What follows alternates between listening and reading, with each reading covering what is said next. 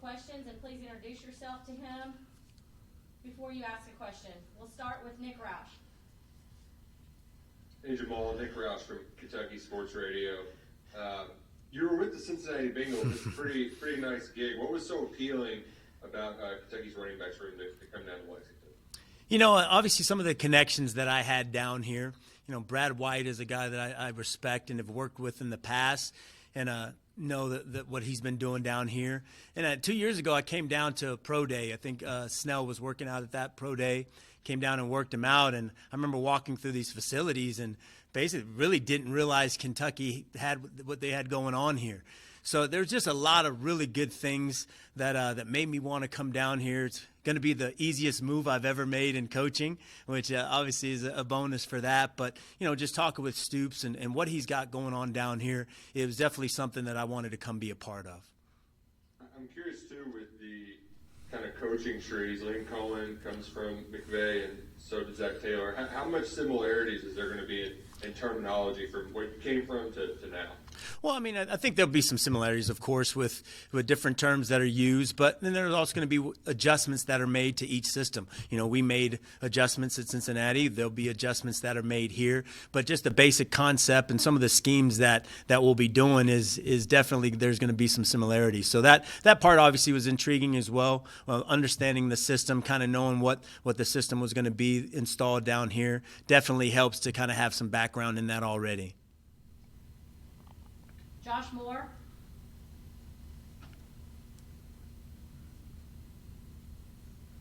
Josh, I think you're muted. No, we'll go to John Hale. Hey, Coach, John Hill with the Courier-Journal in Louisville. Hey, I was John. curious, obviously you have the special teams coordinator experience in the SEC at Arkansas. Just in general, kind of what's your special teams philosophy and that part of this job, what are you looking forward to? You know, I think the first step that you always take is really assessing the personnel that you have, and it allows you to do certain things. You know, being a special teams coordinator in the SEC is fun, but also all my stops in the NFL have always been kind of involved with that, whether it's the returners, whether it's just different aspects of the special teams. It's just something that I've really enjoyed being a part of in the past, and just excited to be able to continue to do that here. You know, specifically, schematically, what we'll do, I mean, that'll be kind of when we get through with those evaluations and process of kind of what we have on already here in the system, what we've got coming in. I mean, obviously we're losing a really good punter that was pretty impressive to watch. I think what he did in the bowl game is still one of the top highlights of a bowl game, to be able to step aside from that and avoid a block. But there'll be some things that we do. Obviously, there's some very good schematic things that have been done here already, and obviously want to build on those and continue those things going as well. Okay, let's try Josh Moore again. Hey, sorry about that. I'm Josh Moore with Herald Leader. When you come here, I don't know, how familiar are you with the guys that you're going to be inheriting in the running back room, and what do you look for in a guy as far as the traits you like in a running back? Well, yeah, obviously I know the guys that were in the room, got a chance to watch them play in a bowl game and some other games as well. I mean, that was an intriguing part of it, was knowing that the room is pretty solid. I've been fortunate in my career to be in some pretty good running back rooms, both in college and the NFL, and seeing the traits that this room has here was exciting. And I can't wait to work with these guys. You know, as for what I look for in a running back, that's probably one of the things that I love the most about this position is it comes in so many different sizes and shapes. I don't care if you're 5'9", I don't care if you're 6'1". You can be an effective running back and be very explosive and do a lot of those things. I mean, just in my career alone, you look at just my last stop. You know, you got Joe Mixon, who's a 6-footer, big, strong guy, and then there's Gio Bernard that's right behind him, and he's a smaller, scattier type back. So a lot of it just depends on that type of player. There's some specific skill sets that I look for. For me, short area quickness is huge. I think being able to make a guy miss, whether it's run him over or shake him, is extremely important. It's how do you get those extra yards on a carry, and those things are based. So if you say, hey, well, what height do you look for? I don't look for any of that. I look for football ability, football movement, and there isn't one specific trait that I think lends itself to success than another. Good example, I like to use Clyde Edwards-Helaire that got drafted in first round to the Kansas City Chiefs. If you wanted to base it off of his 40 time, you probably don't touch him. He ran, I think, a 4.6 plus 40 time, but he can make a guy miss in a phone booth. And I think that's the part, is how do you make guys miss, and do you have a skill to do that? And it can come in a lot of different sizes and shapes. Terry? Jemal, Derek Terry from the Cats Paws. Obviously, you spent many years as a college coach, so you're familiar with recruiting, but I was curious now, with your NFL experience, how do you kind of plan to incorporate that into when you're recruiting kids? Well, I'm a better recruiter by trait now. I mean, the fact of the matter is a lot of these young men, that's what they aspire to do.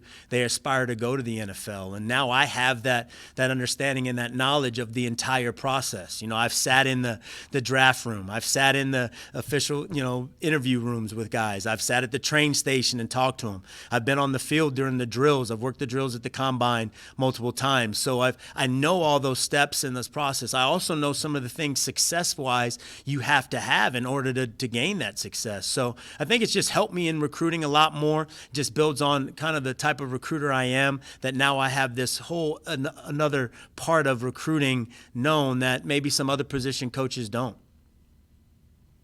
Larry Vaught? Coach, I'm as glad as old as I am. I'm Larry Vaught, by the way, with Vols Views. I know there's a coach who knows what a phone booth still is, so I was impressed by that right away. So, but just tell me a little bit about, do you have any past relationship with Liam? Do you know him very well? Did you talk to him a lot before you took this job? Yeah, we don't. Our paths haven't crossed. Now, we've worked with some common people. I mean, obviously, where I was last year with Zach, and saying he worked with Liam, and then our assistant O-line coach has known him from Maine days. But no, I didn't have a whole lot of. Our paths has never really crossed. Now, we've talked, obviously, before this actually transpired, and kind of got our thoughts together, and just kind of getting a feel to see if we can definitely mesh, and I feel that we will. Obviously, schematically, there's some common ground there that becomes very important when you're talking about installing a new offense. It's, maybe one less guy that has to learn the system in that regard, but not a lot. Just, I'm really excited to work with him. I hope it's later than sooner, if I'm being honest. Let him make a good run there in the playoffs, and then he'll get here as soon as he can. But just really excited to be able to work with him as we get moving along. Dick Gabriel?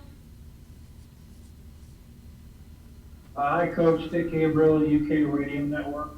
Welcome. Thank you. You referred to what Mark Stoops had going on here.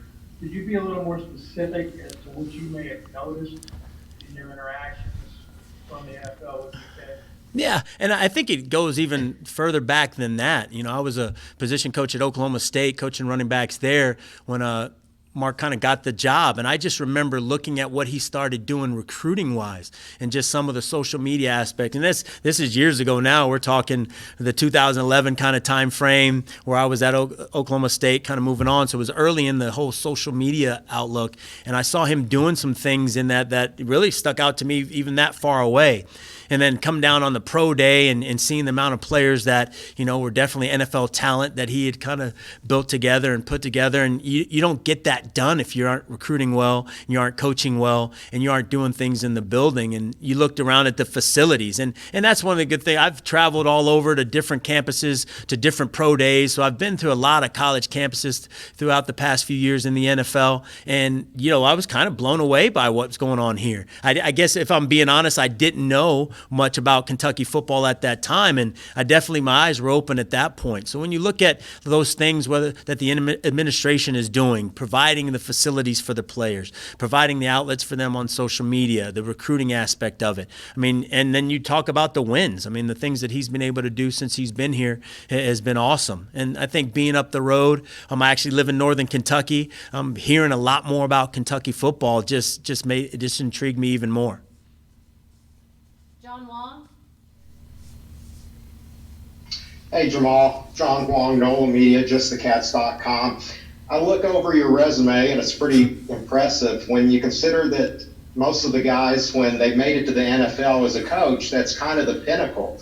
So from a personal standpoint, what did you want to accomplish by maybe stepping back to Kentucky, and what was it about Kentucky that really got your attention?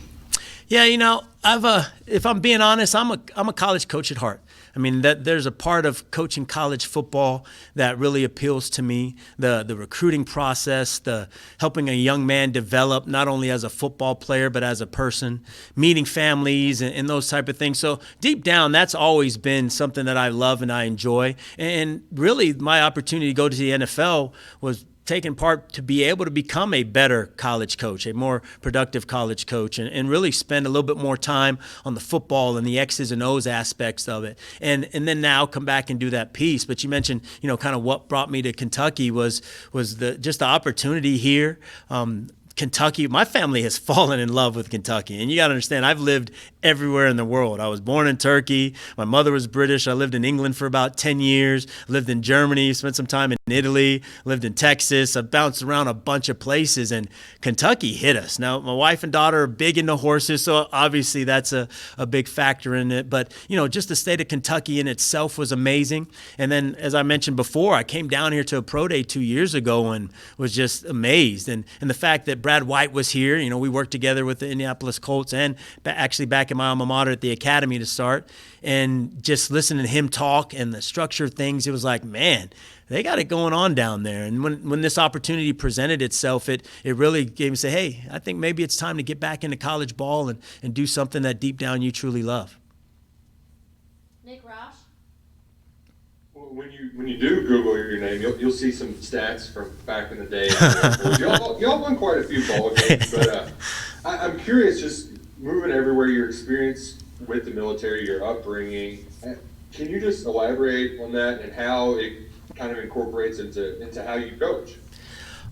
Yeah, I mean, I think when you look at the environment that I grew up in, and I'm talking just at home, I just think that it's such a unique dynamic that I grew up. So my father, African-American man from Baton Rouge, Louisiana, down in the South. And then there's my mom, this posh British lady from England. And you just talk about the dynamic in that itself. And then you start adding my moving around and all that. I had to learn how to make friends quickly. And I think that happens for military brats, as we call ourselves. As you move around, you learn that, okay, about 3 years, you're moving. And you're going to a new school, and you're going to be in a new place. And, I loved it. Some of the places that I've seen and I've got to view in person as a kid growing up is unbelievable. And I think really that's kind of helped me is because players from a lot of different walks of life, well, I've experienced a lot of different things. And I think it just allows me to connect to each player individually on a different level, no matter what their background, no matter what their upbringing. I just really feel it kind of has given me that opportunity to communicate with those guys and build those relationships. But obviously the foundation of the military life of traveling and moving and the foundation of my home and truly not really by anything that I did, but just that environment that I was able to grow up in is, I think, lend itself for me to be an effective football coach. John Hale? Hey, Coach, do you have a specific kind of recruiting area you'd like to focus on in your career? Is it positionally? Is it geographically? Just kind of where have you been at there? I think everywhere you go, there's different systems. I've position recruited. I've area recruited. I've done a mix of both in my years coaching. Obviously, starting at the Air Force Academy, you're a national program. You have to recruit the entire nation in order to get the amount of viable candidates you need that can get into school academically, let alone capable of playing Division I football. So I like the process. I think at the end of the day, I don't care where you recruit. I don't care how you recruit. It will always be about the relationships you make from the family, from the young man, from the high school, from the counselor, from anybody that touches that young man's life. It's part of it. So you throw me in South Dakota, I'm going to recruit South Dakota. You can throw me in California, I can recruit California. And again, at the end of the day, it's really about building relationships. Josh Moore? Hey again, Jamal. With the special teams piece, is that, I guess, what do you, as a special teams coordinator, how do you look at that part of the job? Because it seems like, especially in the NFL and even now increasingly in college, you got your punt game, but the return part of it is kind of, it seems like that's a really tough thing to get, it's sort of like you just have to take advantage of things more so than create, some plays there. How do you just envision that piece of it looking?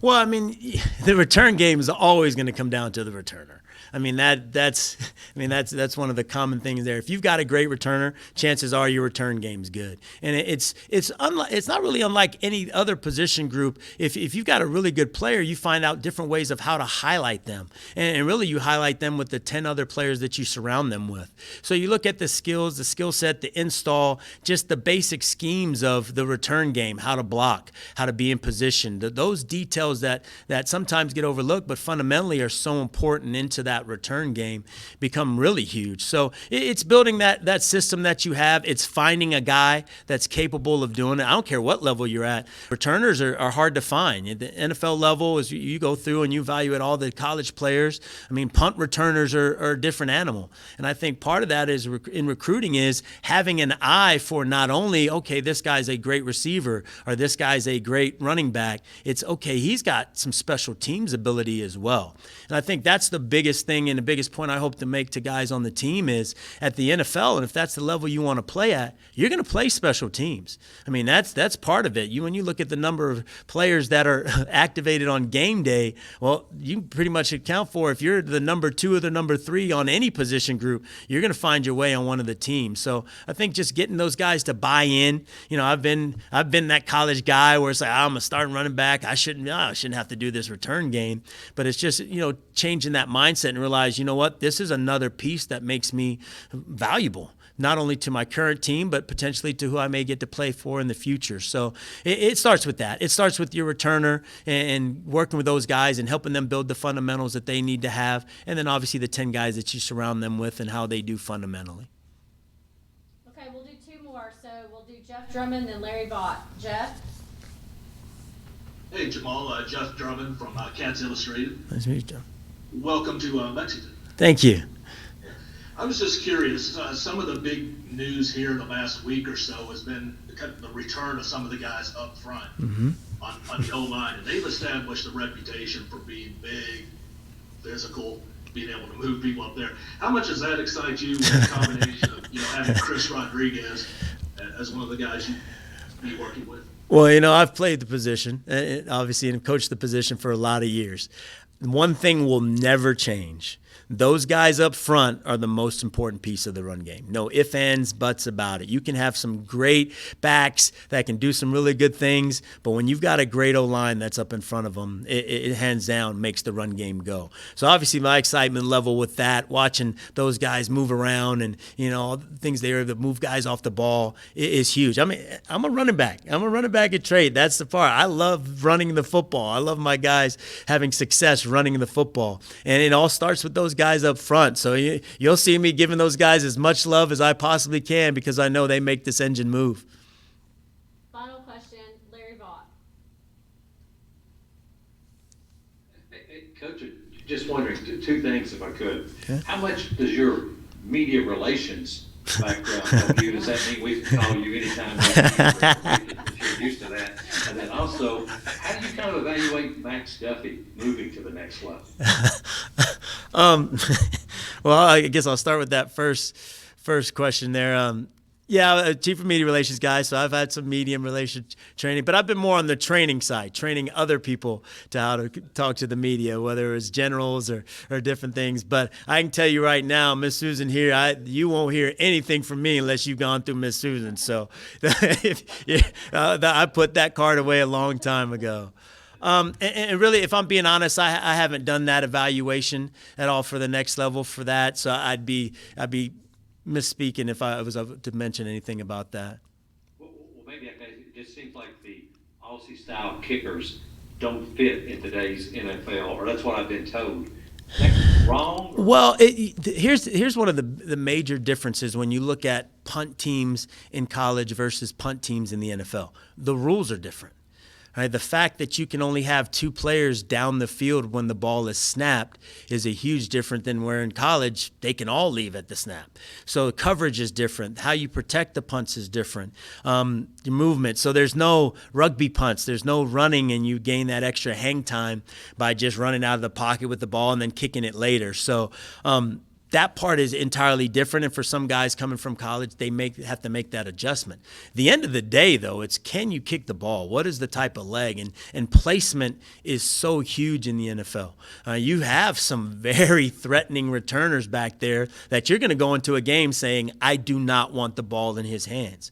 But you also want the field position to be flipped. So a guy that can directionally punt, that has a strong leg, that can adjust to okay, maybe he was a rugby punter in college, and now he's more of a straight, pro-style punter, can happen. So at the end of the day, how he hits that ball and when he goes through the combine, how that's going to look this year will really determine that. But whether he's Aussie or not Aussie, there's Aussie punters in the NFL. So from what I've seen, he's an athlete, and athletes make it as punter in the NFL. All right, thanks, Coach, and thank you guys for joining us today. We'll send out a transcript later this afternoon. Thank you.